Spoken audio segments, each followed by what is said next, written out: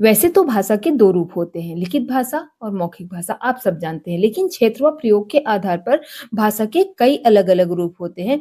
आइए इस वीडियो के माध्यम से हम आसानी से इसको समझ लेते हैं। सबसे पहले आती है मातृभाषा, उसके बाद संपर्क भाषा के बाद उपभाषा जिसे हम विभाषा भी बोलते हैं, उसके बाद राजभाषा और उसके बाद आती है मानक भाषा। आइए एक-एक करके इन्हें समझते हैं। सबसे पहले मातृभाषा।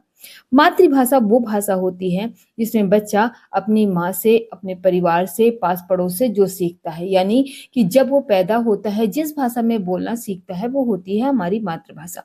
उसके बाद संपर्क भाषा, अलग-अलग राज्य के या अलग-अलग भाषाओं को बोलने वाले लोग जिस एक भाषा में आपस में संपर्क साधते हैं, उसे कहते हैं संपर्क भाषा। हिंदी बहुत सारे राज्यों की संपर्क भाषा है, यानी हम लोग कहीं भी रहें, हिंदी से आसानी से संपर्क कर सकते हैं। उसके बाद उपभाषा जिसे हम विभाषा कहते हैं, भाषा का वह रूप जिसका क्षेत्र बोली से बड़ा होता है।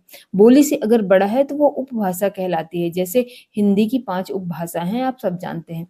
उसके बाद राजभाषा, राजभाषा सरकारी कार्यालयों में कामकाज की भाषा होती है, पत्राचार की भाषा होती है, वो कहलाती है राजभाषा। हिंदी को 14 सितंबर 1949 से भारत की राजभाषा घोषित कर दिया गया है। उसके बाद आइए देखते हैं मानक भाषा। मानक भाषा जो होती है, वो भाषा की एक रूपता बनाए रखने के लिए भाषा के जिस रूप को पूर्णतया मान्यता दी जाती है, वो होती है मानक भाषा। यानी कि मानक भाषा होती है वो जो मान्य हो। इस पर बोलियों और उपभाषाओं का प्रभाव रहता है। हिंदी भाषा का क्षेत्र व्यापक होता है, इनमें कई उपभाषाएँ, कई बोलियाँ हैं, इसीलिए भाषा की एकरूपता को बनाए रखने के लिए जिस रूप को हम पूर्णतया मान्यता देते हैं, वो बन जाती है मानक भाषा। उसके बाद देखते हैं बोली।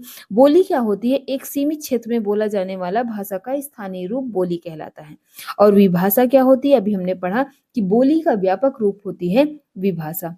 लिपि क्या होती है? लिपि उच्चरित ध्वनियों को लिखने की विधि, यानी जो हम मुंह से उच्चारण करते हैं, बोलते हैं, उसको जिस तरीके से लिखते हैं, उसे हम लिपि कहते हैं। यानी लिखने का जो तरीका होता है, वो कहलाता है लिपि। कई भाषाओं की लिपि देवनागरी है, हमारी हिंदी की भी लिपि देवनागरी है, संस्कृत की, हिंदी की, मराठी की और नेपाली की लिपि देवनागरी है, यानी ये सब भाषाएँ देवनागरी लिपि में लिखी जाती हैं। Thank you.